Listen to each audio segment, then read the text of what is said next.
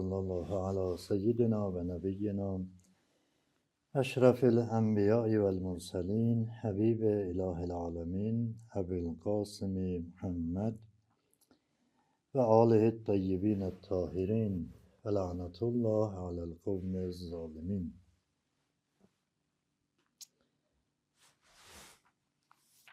Allah Teala'dan isteyirik bizləri özünün ən yaxşı bəndələrindən qərar versin.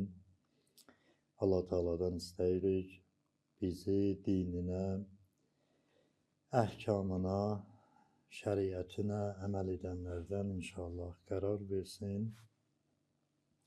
Və Allah Teala'dan isteyirik İmam-ı zamanımızın zuhurunda təcil eləsin. Allah Teala olunan duaları qəbul eləyir. Çünki Allah Teala'nın öz göstərişidir. Quran-ı Kərimdə buyurur ki, dua edin, mən qəbul edin. Biz də bu ümidlə ki, inşallah bizim də duamız qəbul olar. Elə dərsimizin əvvəlində də, axırında da bir neçə kəlmə də olsa dua edirik ki, inşallah Allah böyüklüyünə xatir inşallah bizdən qəbul edər. Düzdür, duanın qəbul olmasının şərtləri var. Amma hər halda biz də duamızı eləyirik inşallah ki, Allah bizdən qəbul edər. Bildiyiniz kimi bizim dərsimiz əxlaq dərsidir. Kitabın da mətni Əxlaq-ı İslami, İslami əxlaq kitabından oxuyuruq. Biz bu kitabın birinci dərsindəyik. Keçən dərsimizdə dərsin əvvəlindən başladıq, amma dərsin hələ çox hissəsi qalıb. Birinci dərsin hələ çox hissəsi qalıb. İnşallah onu yavaş-yavaş oxuyacaq və sonra o birisi dərslərə çatarıq inşallah. Kitabın PDF formatını və yaxud Azərbaycancasını hələ ki axtarırıq. Allaha təvəkkül. Tapa bilsək, inşallah qrup kanalda da yerləşdiriləcək ki, siz də inşallah kitabın özündən də istifadə edərsiniz. Yadınızda olsa, biz keçən dərsdə əxlaq nə deməkdir? Əxlaq sözünün tərifini dedik. Bir, əxlaq sözünün lüğətdəki mənasını ərəb dilində, lüğətdə hansı mənanı daşıyır və əxlaq sözü istilahda, əxlaq elmində, əxlaq deyəndə nə nəzərdə tutulur, o tərifi də dedik. İnşallah ki, yadınızda olmuş olar. Hökmən özünüz qeydiyyatınız da olsun ki, bəzi deyilən mətləblər yaddan çıxmasın. Mən xatırlatmaq üçün bir-iki cümlədə yenə yadınıza salım. Deməli, əxlaq sözü dedik, ərəb sözüdür. Ərəb dilində əxlaq sözü xulq sözünün cəm formasıdır. Xulq. Biri var xəlq, biri var xulq. Xəlq yaratmaq deməkdir. Xulq dedik, bir insanın o batinində olan onun o deyək xarakteri, onun bir növ xasiyyəti. Əxlaq elmində də əxlaqı tərif eləyəndə demək olar ki, həmən bu lüğəvi mənaya yaxın şəkildə məna olunur. Əxlaq elmində də əxlaq deyəndə, yəni bir insanın xarakteri, batinində olan xasiyyəti, onun ruhunun qiyafəsi. Biri var, dedik, insanın zahiri görünüşü var, ona xəlq deyilir, yaradılmış zahirdəki forması. Bir var insanın batini forması. O batində ruhunun forması, qiyafəsi necədir? Ona əxlaq deyilir. Dedik ki, bir insan ola bilər ki, müsbət xarakterə malik olsun, ruhunda elə bir xarakter formalaşıb ki, gözəl, müsbət xüsusiyyətlər, xislətlər onda formalaşıb. Bəzi insanlar yox, əksinə onda mənfi xüsusiyyətlər formalaşıb. Biz əxlaq dərsi ki oxuyuruq, elmi əxlaqı öyrənirik. Burada bunları öyrənəcəyik ki, hansı xüsusiyyətlər müsbət xüsusiyyətlər hesab olur, dəyər hesab olur, dəyərli xüsusiyyətlərdir. Hansı xüsusiyyətlər mənfi xüsusiyyətlər hesab olur. İstilahən əxlaq elmində müsbət xüsusiyyətlərə əxlaq elmində fəzilət deyilir. Fəzilət. Fəzilətli sifətlər, fəzilətli xüsusiyyətlər. Amma mənfi xüsusiyyətlərə rəzilət deyilir. Rəzilət, yəni mənfi xüsusiyyətlər, mənfi sifətlər, insanda olan mənfi sifətlər. Fəzilət, yəni müsbət xüsusiyyətlər. Deməli, biz nə vaxt desək ki, fəzilət, yəni müsbət xüsusiyyətlər, rəzilət də deyəndə mənfi xüsusiyyətlər nəzərdə tutulur. Mənfi xüsusiyyət, məsələn, təkəbbürlü olmaq.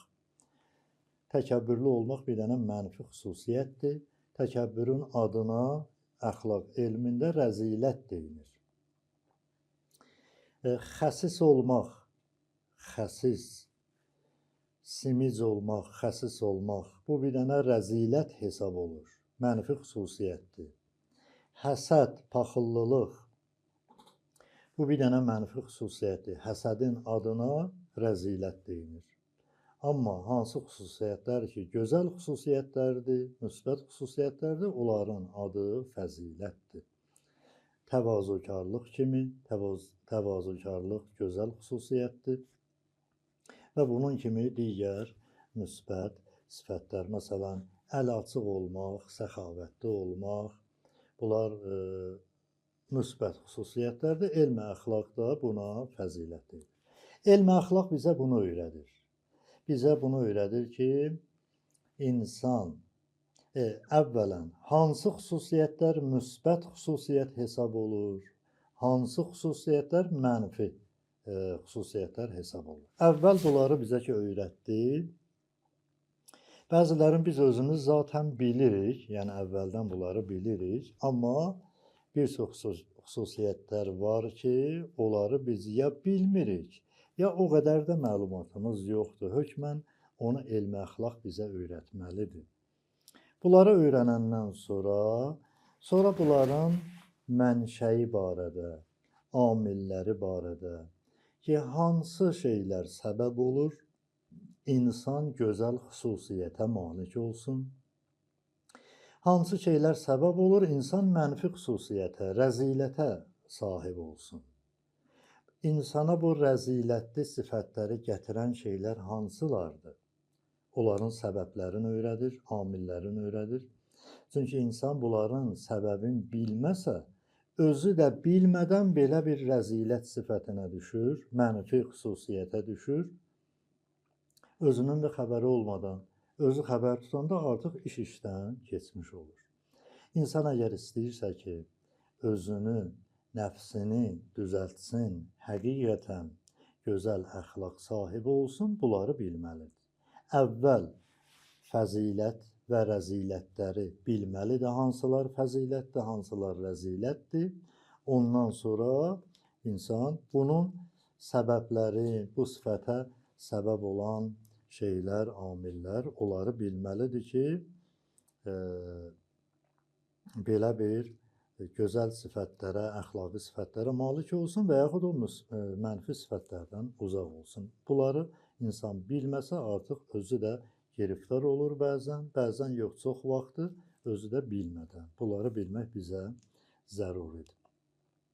Amma biz demişdik ki, burada bunu da biz müəyyən eləməliyik ki, əxlaqla ədəbin arasında fərq var ya yoxdur. Ədəb eyni həmin əxlaqdır, yoxsa ədəblə əxlaqın fərqi var? Bunların arasında, əgər fərqi varsa nə fərqi var və bunların arasında bir əlaqə varsa nə əlaqəsi var? Ədəblə əxlaq arasında nə əlaqəsi var? Əvvələn, bəli, əxlaqla ədəbin arasında fərq var. Əxlaq ədəb demək deyil, ədəb də əxlaq demək deyil. Ola bilər bir insan ədəbli olsun, o demək deyil, amma 100% o insan həm də əxlaqlı olsun. Bu o demək deyil. Həmçinin, ola bilər bir insan əxlaqlı olsun, amma o demək deyil, bu insan 100% ədəblidir də. Deməli, bir insan əxlaqlıdır, müsbət mənada. Mənası budur ki, bu insan müsbət o fəzilət sifətlərinə malikdir. Amma insan fəzilətli sifətlərə, o müsbət sifətlərə malik olsa, bu o deməkdir ki, 100% bu insan elə ədəbli də olacaq. Deyirik, xeyr, bu o demək deyil, 100% demək deyil. Ola bilər, bəli, ədəbli olsun, ola da bilər, olmasın. İndi bunun fərqini deyəcəyik, nə deməkdir? Fərqini desək, onda məlum olacaq ki, bəli, əxlaq, ədəb demək deyil, bunların arasında fərq var. Ədəb sözü də özü elə ərəb sözüdür, biz də öz dilimizdə işlədirik. Ərəb dilində ədəb sözü, lüğətdəki mənası çağırmaq deməkdir. Məsələn, bir nəfəri mən çağırıramsa, orada deyirlər ki, ədəbdur. Ədəbdur, yəni çağırdım. Bir nəfəri çağırmaq mənasındadır.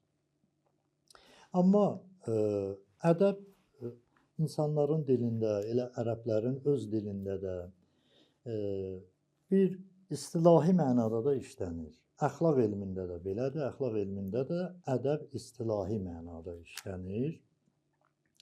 Necə istilahi mənada? Bir insanın zahirdəki rəftarı, zahirdəki davranışı gözəl olsa, onun o gözəl davranışının adına ədəb deyilir. Necə ki, biz də öz dilimizdə belə deyirik, elm əxlaqda da elə belədir. Davranış, onun o zahirdəki davranışı, rəftarı gözəldirsə, deyirlər ki, filan kəs ədəbli adamdır, ədəbli insandır. O zahirdəki davranışa deyilir bu. Bilən, diqqət eləsəz, biz dedik, əxlaq odur ki, insanın batinində olan bir şeydir. Batinində olan xüsusiyyətlərdir, xarakterdir. Əxlaq batində olan bir şeydir, amma ədəb zahirdə olan bir şeydir. İnsanın zahirdəki o əməli ki var, rəftarı ki, davranışı ki var, əgər o davranışı, rəftarı bəyənilmiş formada, gözəl şəkildə olsa, onun adına ədəb deyirlər. Deyirlər, bax, filan kəs görsən ədəbli bir insandır. Ədəblidir, yəni necədir? Yəni ki, məsələn, danışığında ədəbə riayət eləyir, gözəl danışır, kobud danışmır, hörmətsizlik eləmir, böyüklə danışanda, kiçiklə danışanda danışığına riayət eləyir, hörmətsizliyə yol vermir, təhqirə yol vermir, gözəl ifadələrdən istifadə eləyir, hər kəsin öz adına uyğun ifadələrdən istifadə eləyir. Yəni, gözəl şəkildə, danışığı gözəl şəkildə olsa, deyirlər ki, filan kəs ədəbli insandır. Həmçinin o danışıqdan başqa, ümumiyyətlə rəftarı, davranışı, böyüklə, kiçiklə, ailənlə, cəmiyyətlə, valideynlə, öz uşaqları ilə, övladları ilə, davranışığı, oturuşuğu, duruşuğu, oturanda ədəbli oturur, duranda ədəbli durur, geyimində, geyimi səliqəli, gözəl şəkildə, Bunların hamısı onun o ədəbli olmağının ədəbli olmasında təsiri var. Nə qədər onun zahirdə olan o əməli gözəl olsa, orada deyirlər ki, bəli, bu ədəbli, ərkanlı insandır. Deməli, ədəb insanın zahirindəki rəftarına aid bir şeydir. Amma əxlaqı isə insanın batininə, ruhuna aid olan bir şeydir. Deməli, dedik ki, əxlaqla ədəbin fərqi bundadır ki, ədəb insanın zahirdəki davranışına, rəftarına aid olan bir şeydir. Amma əxlaq isə insanın batinində, ruhuna aid olan bir şeydir. Əxlaq batindədir, ədəb isə zahirdədir. İnsan zahirdəki əməli, əgər davranışı gözəl şəkildə olsa, onun adına ədəb deyirlər. Gözəl şəkildə olsa. Əgər pis şəkildə olsa, ona ədəb deyilmir. Mən bir də təkrar edirəm. Əgər insanın zahirdəki rəftarı, davranışı gözəl şəkildə olsa, ona ədəb deyilir. Amma davranış, rəftar pis şəkildə olsa, artıq da ona ədəb deyilir. Ədəb sözünün mənasında gözəllik var.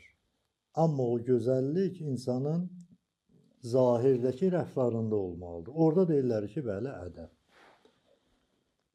Amma əxlaq deyəndə insanın batinindəki xüsusiyyətləridir, xarakteridir.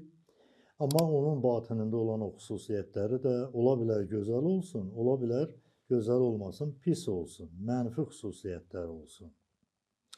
Amma ədəbdə hökmən gözəllik olmalıdır. O gözəllik də insanın zahiri rəftarında, davranışında olmalıdır. Bu bir məsələ, ikinci məsələ. Ola bilər ki, insan batinən gözəl əxlaq sahibidir, gözəl xarakter sahibidir.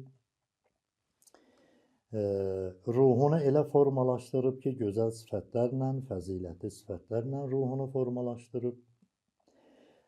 Onda təkəbbür yoxdur, əksinə təvazökarlıq var, onda paxıllılıq yoxdur, onda xəsislik yoxdur. Gözəl sifətlərlə özünü formalaşdıra bilir. Amma tək bu kifayət eləmir. İndi bu insan ki, gözəl əxlaq sahibi olub, zahirdəki davranışını istəyir, içində olan, batinində olan şeyləri biruzə versin. Biruzə verəndə onu əməl qəlibində biruzə verir. Əməllə göstərir də başqalarına insan. İçində olan o müsbət xüsusiyyəti zahirdə bildirmək istəyəndə insan əməli ilə onu göstərir. İndi o əməli göstərəndə, əməli gözəl formaya salıb göstərsən, ona deyirlər ədəb. Yəni, zahirdə şimdi rəftarında, davranışığında onu göstərmək istəyir, davranışığı da gözəl şəkildə olsa, bəli, olacaq ədəb. Məsələn, danışmaq istəyir, düz danışan insandır, yalancı insan deyil, belə bir onun xasiyyəti yoxdur, xarakteri yoxdur, yalan danışsın. Amma indi danışmaq istəyir, düz də danışmaq istəyir, amma qalıb indi o hansı ifadələrdən istifadə edir? Gözəl ifadələrdən istifadə eləsə, ədəbli, onda bəli deyirlər ki, bəli, bu insan danışığında da ədəbli bir insandır. Ədəb xülasə insanın zahirində, o davranışığında olan davranışığın o gözəl formasıdır. Davranışıq gözəl formaya salınıb göstərilsə, artıq olur o ədəb. Amma əxlaq odur ki, insanın batininə aid olan bir məsələdir, insanın batində olan xüsusiyyətlərdir. Əxlaqla ədəbin arasında nə fərq, nə əlaqə var? Hansı əlaqə var? Ədəblə əxlaq bir-biri ilə əlaqəlidir, yoxsa heç bir əlaqələri yoxdur? Buyururlar ki, bəli, əxlaqla ədəbin bir-biri ilə əlaqəsi var. Deməli, ədəb zahirə aid olan bir şeydir, əxlaq batinə aid olan bir şeydir. Yəni ki, zahirlə batinin bir-biri ilə əlaqəsi var. Zahirlə batinin bir-birinə əlaqəsi var. Yəni ki, insan əgər batinində yaxşı olsa, bu onun zahirdə büruzə verəndə də onun zahirdə də yaxşı olmasına səbəb ola bilər. Həmçinin əksinə, insanın zahirdə o ədəbinin, ərkanının yaxşı olması, onun batinən də yaxşı olmasına səbəb ola bilər. Zahirlə batinin əlaqəsi qarşılıqlıdır. Zahir batində təsir qoya bilər, batin də zahirdə təsir qoya bilər. Bir-birinə qarşılıqlı əlaqəsi var. Bəzən deyirlər ki, məsələn, filan kəs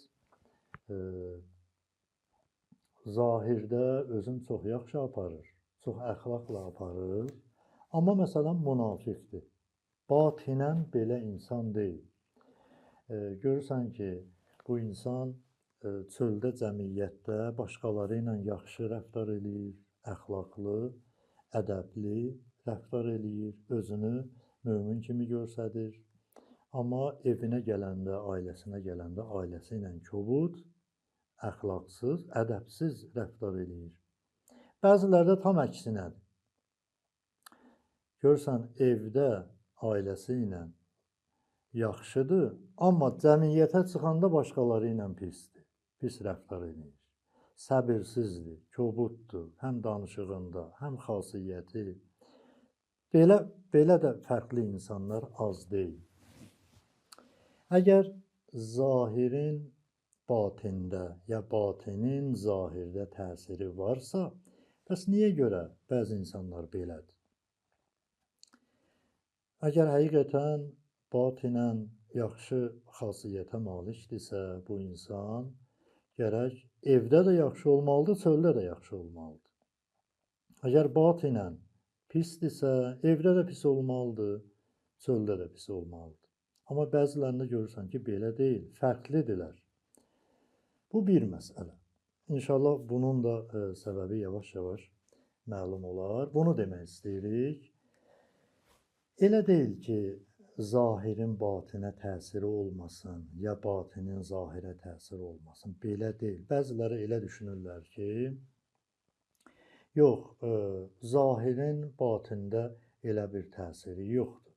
Əsas batindir. Batinin düzəlməlidir ki, sənin zahirin də düzəlsin. Bir insanın batini yaxşı deyilsə, o zahiri yaxşı olsa da zahiri onun batinini düzəldə bilməz. Bəziləri belə düşünür. Amma bu düzgün düşüncə deyil. Zahir də insanın batinini düzəldə bilər. Zahirin də insanın batinində təsiri var. Mən buna bir sadə misal deyim.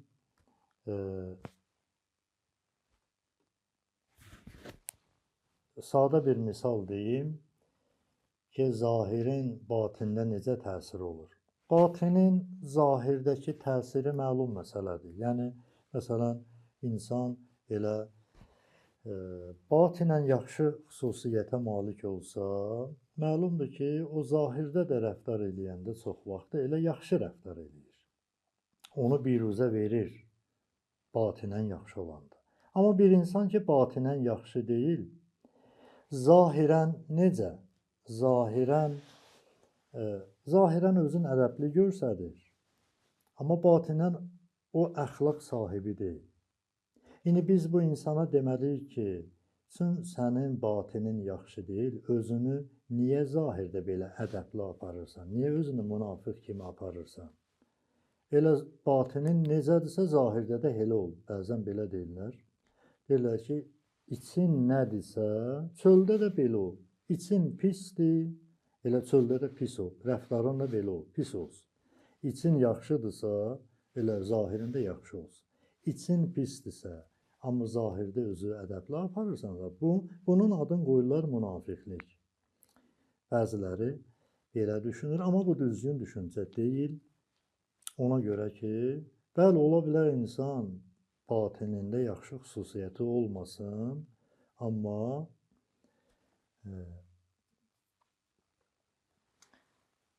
zahirdə onun özünün ədəbli aparması onun batinəndə yavaş-yavaş düzəlməsinə səbəb ola bilər. Necə?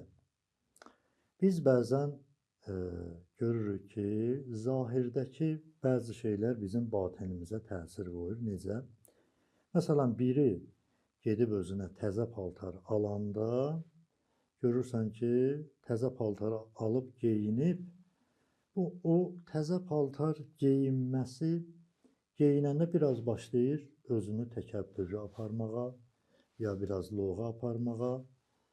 O təzə paltarı geyinəndə belə olur, amma o təzə paltarı geyinməsəydi belə olmayacaqdı. Və yaxud biri gedir, bahalı bir maşın alır, bahalı maşın alandan sonra rəftarı dəyişir. Artıq başlayır təkəbbürlü olmağa, özünü loğa aparmağa, başqalarına aşağı gözlə baxmağa. Görürsən, zahir onun batininə təsir qoyur. Onun o təzə paltar alması batinində onu çevirir mənfi şeylər, aparır mənfi şeylər tərəfə. Deməli, zahirin batində təsiri ola bilər. İndi istər mənfi, istər müsbət. İndi bir insan ola bilər, mən indi bu misalı ki dedim, bu mənfi xüsusiyyətin misalı idi. Görürsən ki, bəzi şeylər onun o batində də mənfi xüsusiyyətlər yaranmasına səbəb olur. Təzə paltar alması, təzə ayaqqabı alıb geyinir məsələn, o bir növ onu dəyişir, başlayır biraz loğalanmağa. Ya bəziləri məsələn, onu geyinəndə sevincək olur, misal üçün. Demək, o zahiri bir şeylər insanın ruhunda təsir qoya bilir. Bunlar indi o mənfi təsirləri. Müsbət təsir necə? Bir insan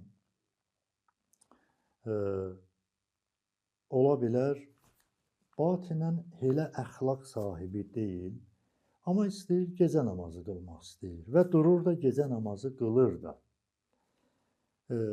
Elə əxlaq sahibi deyil, amma zahirdə biz görürük ki, bu insan heç vaxt gecə namazını tərk eləmir. Ən azı həftədə bir dəfə durur, gecə namazı qılır. Həftədə 3 dəfə və yaxud hər gün. Bu insanı biz görəndə görürük ki, namazların əvvəl vaxtda qılır həmişə. Amma görürük ki, elə əxlaq sahibi deyil, ola bilsin, onda həsəd var, paxıllılıq var, ya başqa bir xüsusiyyət var. Amma namazı əvvəl vaxtı heç vaxtı tərk eləmir. Bəziləri görsən gəlib ona deyirlər ki, sanki bu əxlaqın belədir, əvvəl vaxt namaz qılmağın nə mənası var? Yəni, nə olsun, mən gəlim həmişə əvvəl vaxt namaz qılım. Bu sözlər yaxşı, düzgün deyil. Onu əksinə hidayət eləmək əvəzinə, əksinə uzaqlaşdırır. Bəli, onun əvvəl vaxt namaz qılması, zahirdə ki, belə eləməsi onu dəyişə bilər, əxlaqını müsbət edə bilər. Yavaş-yavaş onu dəyişə bilər. Zahirin batində təsiri var.